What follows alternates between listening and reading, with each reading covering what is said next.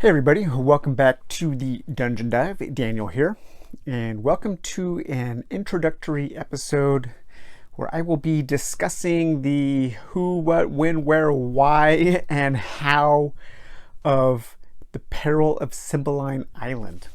And that is what I'm going to be calling my solo RPG series that I'm going to be starting on. And some of you have already seen the trailer, and thank you for the nice comments on that. I'm glad it piqued some of your interests. It did what a trailer should do, I think. Made some people curious about what was going on. But in this episode, I just kind of wanted to talk a little bit about why I'm doing this, how the things I'm going to be using, and kind of go into some of the just like the philosophy of play that I want to accomplish with this series. The kinds of things I'm looking for, maybe some of the challenges that I will be faced with. And then in the next episode, we will go over a little more detail in kind of a review and overview of the main rules systems that I am using. And we will make the character, so that will be kind of like an episode 0. And that should be in just a couple days. And then next week, we will kick things off with the first official episode of this Peril of Cymbaline Island. And also in the next episode, we will also talk a little bit more about the world and its theming and its lore and that kind of thing. This is going to be kind of a very high level look at, like I said, why I'm doing this, and the things that I'm going to be using. So what I want this to be is I want this to be a great kind of genre-busting heroic adventure. I want death-defying feats, narrow escapes, exploring otherworldly places, and strange weirdness. All of the things that I enjoy in games, I want to encapsulate in this adventure on this table. And over the past year or so, I think I've begun to notice that while I'm playing certain board games, it's rarely the game itself that I remember fondly. It's rarely a system or a certain rule or a thing that is contained within the rule book that compels me to continue to play. It's almost always the sense of adventure that all of those things create. Sometimes it is just the components, sometimes it is just the art. And many times I find that the rules systems actually hamper my enjoyment rather than bolster it, rather than, the rules are sometimes a hurdle to get over for me rather than something that I look forward to engaging with. So over the last year or so, you guys have noticed that I've been gravitating more towards simpler games, smaller games. The small box game series I did, games like Rogue Dungeon, and then moving into like games like Iron Helm. And we've been starting that and working through Forward Against Darkness, these smaller, lighter games that spark my imagination and get me to where I want to be as a game player without a lot of hurdles to overcome.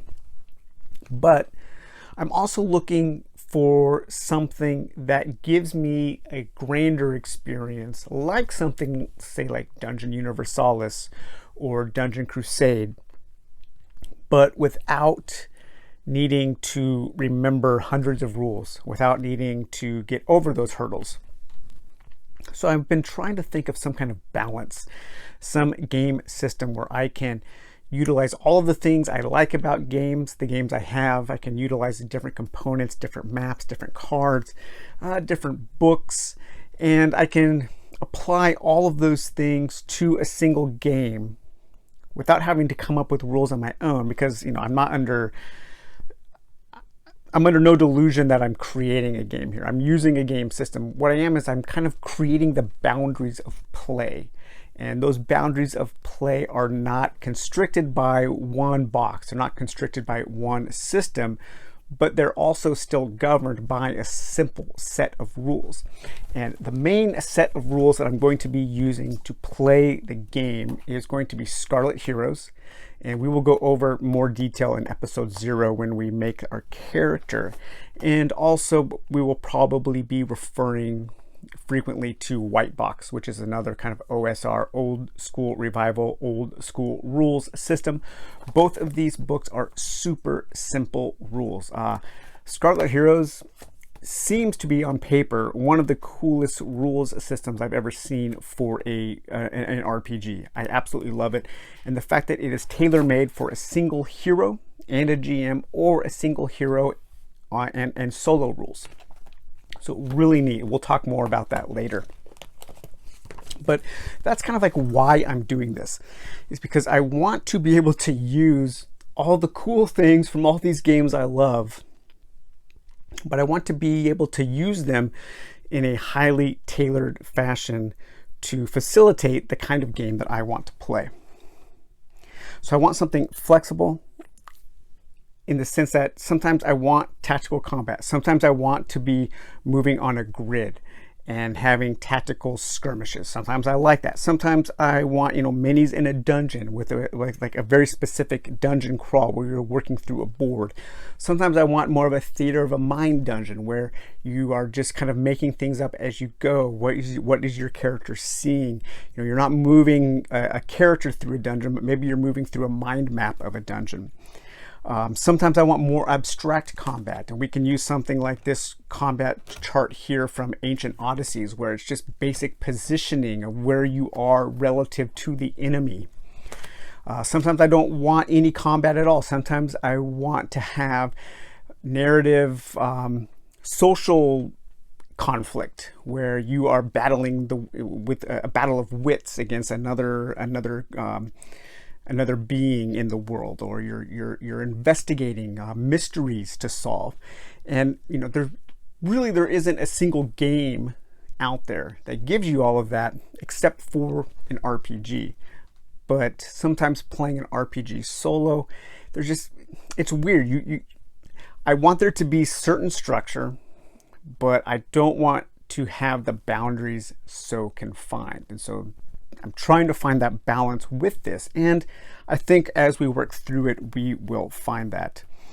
And like I said, it really is about utilizing all of these different things that I have collected over the years, things that normally don't get brought out to the table. And it will also, through this series, through this solo RPG, it'll also give me a reason to use and review and mention certain things that maybe would never really come up just on the dungeon dive. And it'll show those things in context with how you might be able to use them, how I use them. And I think it'll be more beneficial, it'll be more useful to people to see them being used in that way. For instance, I have these pixel loot cards, and I have this Overland travel deck, and I've had this for years and I've never really used it, but this is going to be, and we'll talk more about this in episode 0, but this is going to be the basis for how traveling is done on our Overland map. So let's talk a little bit about some of the things you will be seeing. As mentioned a couple episodes ago on my review for Dream Wars, we will be using the Dream Wars map as our Overland map. So we will be exploring this world. This is going to be our sandbox that we will be playing in. I have made a chart here of all the special areas, like the Northern Tower, the Sacred Spring, the Howling Cave, Stones of Sacrifice, Derelict Castle, the Northern Tower. So everything in here is mentioned, or every special space on this map is mentioned. I have a listing of whether it is a natural location, such as the spring or a cave, or is it like a man-made or a being-made, a purposefully made location. And I have written down whether they are designated as portals or not. So the main focus of this campaign is going to be a lot like the basic hex crawl campaign in Shadows of Brimstone, where I'm in this land and there are 20 or so portals that I need to go around and close. What those portals are will be up to how the adventure unfolds. Some of them will be dungeon crawls. Some of them will be NPC conflicts with battle of wits. Some of them will be just rolling on charts to figure out a mystery or something like that. I don't know what every single location here is, and that's where I will often turn to you guys to help. Make suggestions about what a certain location could be, what a certain NPC could be. I will utilize that, and then I will also be asking specific questions on the Dungeon Dive Patreon, and the patrons will be greatly helping me come up with ideas of NPCs and adventures and that kind of thing. So this chart here is going to be, I will be referring to it, I will be filling it in as we discover the mysteries of this world together. Other things I will be using. There is a swamp area on this map. When we get to that swamp area, we will be probably playing through the Fever Swamp module somehow by Luke Gearing. I've had this for years and never been able to use it until now. So this will be our swamp source book. Somehow Merkborg will make an appearance. I'm not sure how yet because the rules are quite different here, but maybe there will be some very dark and sinister area in this game, some kind of underworld where something from this book will make an appearance. A lot of our city interactions and stuff, I will often be turning to Vornheim by Zach S., a wonderful supplement that handles all kinds of amazing city interactions and urban adventures in very interesting ways. As we explore a certain cavern, it might be kind of like a never-ending cavern dungeon that we might want to map out. And for that, I will probably be looking at Veins of the Earth by Patrick Stewart and Scrap Princess. This thing is absolutely amazing. It is an overwhelming supplement of cave exploration and monsters and interactions with all kinds of natural elements. Overwhelming is the word for that for sure. I will constantly be referring to Fable Tables, Fable Tables 1 and Fable Tables 2. These are two books of just random tables to roll on from Madeline Hale. Some of this stuff you no doubt are familiar with, you have seen on other channels, especially if you watch people like Geek Gamer and the Solo RPG Guy and Artichoke Dip. Those guys are kind of like, those three are kind of like the big solo RPG channels that I know of at least. So some things you will see, I will use them in similar ways, and some things you will see maybe I use them in different ways. Like I said before, we will talk about White Box and Scarlet Heroes in more detail in the next episode. I will be using the Tome of Adventure Design for designing some adventures, designing quests, and utilizing the tables here for certain random elements. Sometimes I will be referring to quests, the Book of Random Tables and Quests 2 by Matt Davids. Both of these are just all kinds of random charts to spark your imagination for certain kinds of quests. At some point, the Dark of Hot Spring Island will be utilized for certain locations. I will probably be using some of the location maps in here as certain places in this world to explore. And then once we start going into dungeons, of course, the dungeon alphabet will be used to populate those dungeons where other books may not have quite the comprehensive charts and dealings with what we find in a dungeon. This book will be able to augment that. And I just downloaded this Creature Crafter, Create Monsters for Any Role-Playing Game in Advance or on the Spot by Tom Pigeon. This seems like a really cool little supplement. I got this on Drive-Thru RPG just a couple days ago. And lots of neat ideas and charts to generate interesting creatures. So some creatures will be generated using that. Of course, we will be using all kinds of things from Warhammer Quest. I will be using Little Monk's Travel Hazard Guide for when we're traveling and we have different random encounters out in the wilderness. I will be using Little Monk's Settlement Events, and these will be used for when we are in towns and we have random events. I have this whole book of treasure here that we will utilize in some way at some point. The house rules by Hike. There are all kinds of random charts in here for dungeon encounters, settlement encounters, and wilderness encounters. At some point we will be referring to that. Then I also have another book of Warhammer charts that have been made, the Warhammer Quest Compendium. It has all kinds of random things that we will also be referring to at some point. Now, rest assured, all of this stuff is not going to be used in every session. I will be picking, choosing, combining, usually only using one or two small elements per episode. Sometimes we will be going deeper into longtime viewers of the Dungeon Dive have known that I've always liked the idea of an Overland map where you go deeper into specific locations to have smaller little adventures in special locations.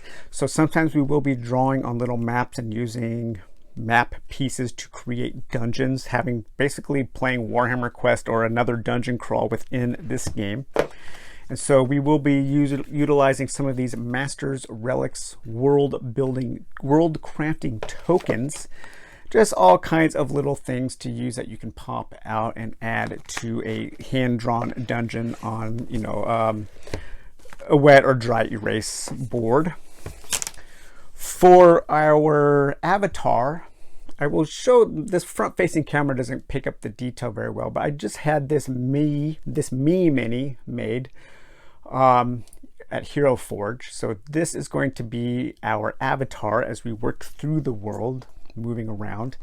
When we encounter NPCs and monsters and that kind of thing, I will sometimes pull out minis that I have, but most of my minis aren't painted because I just don't have the time to be a painter.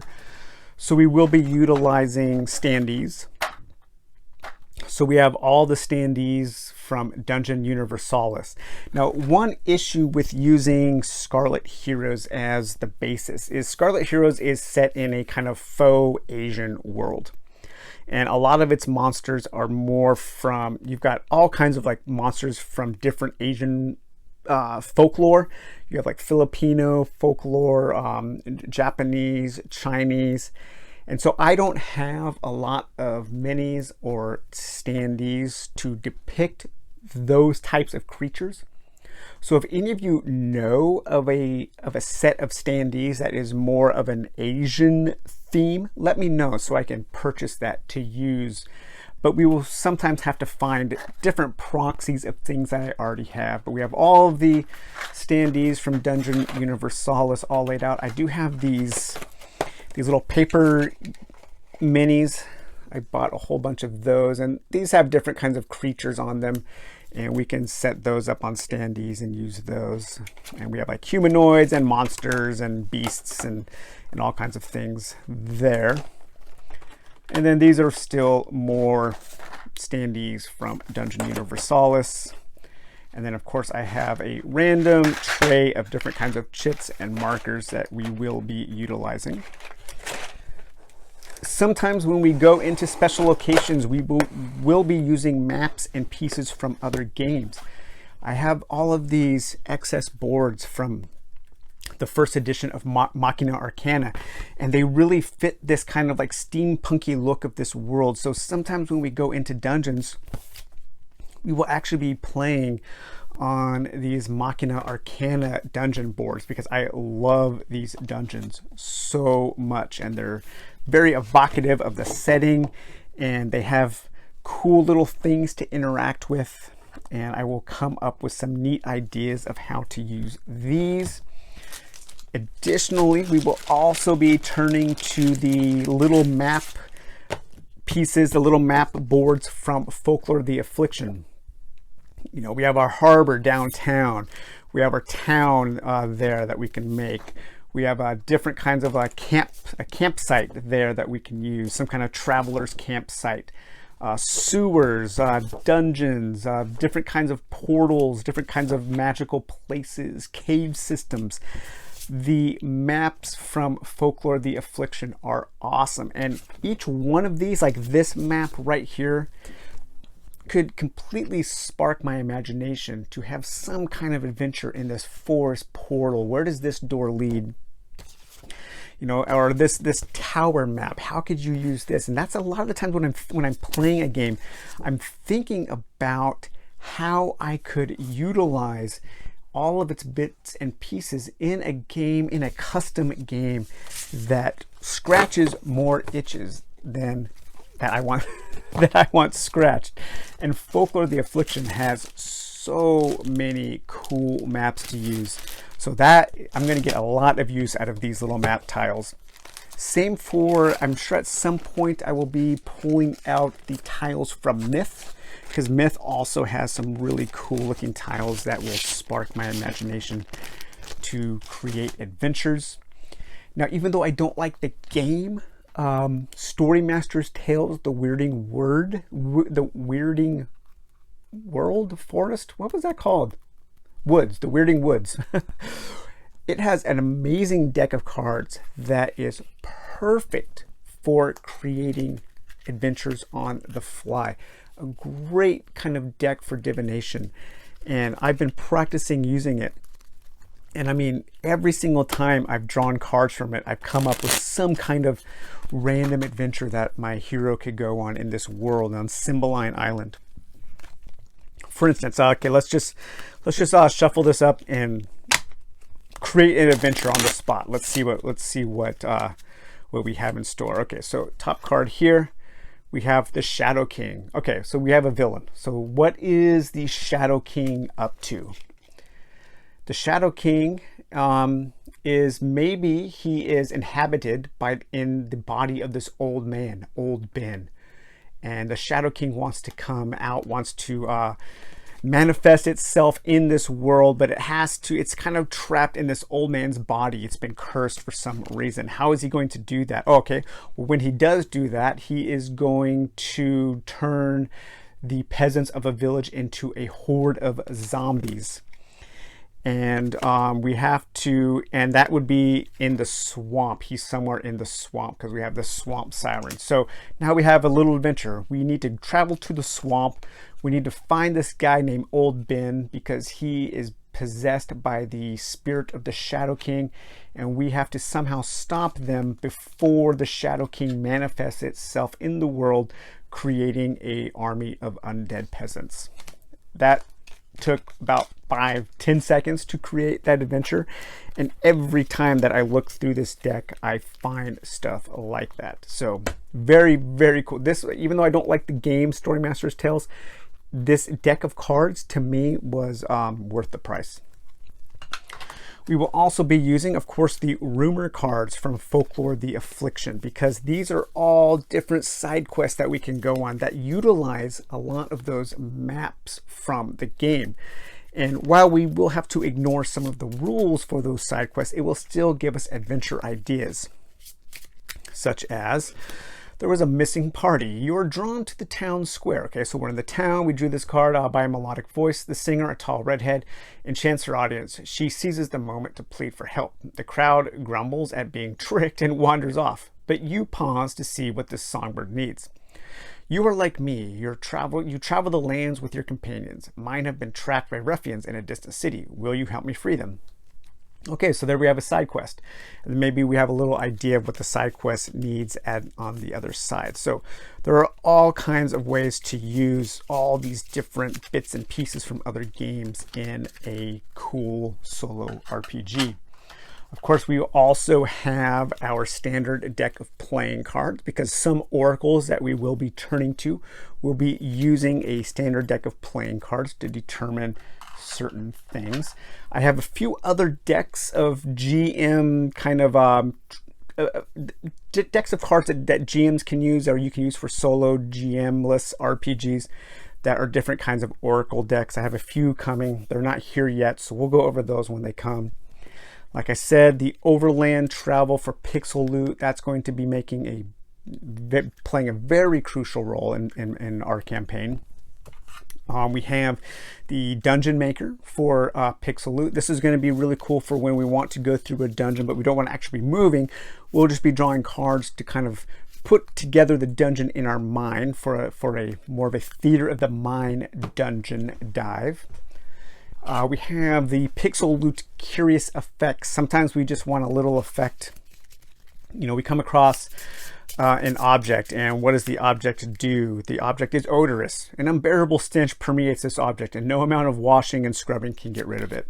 Okay, so what do we do with that? Well, we can come up with an adventure for that. So basically what I want to do is I want to surround myself with things that get me excited to play the game that I'm playing with, and that's what I'm going to be doing. I'm just going to be absolutely surrounding this table with things that will spark my imagination, with things that get me excited to go on adventures, and just all the things that I have.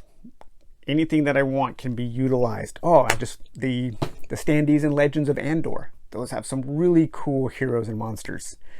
We'll definitely need to get those out. Yeah, I'm really excited for this. Like most things I do, I have probably bitten off way more than I can chew, because my imagination always seems to be bigger than what I am capable of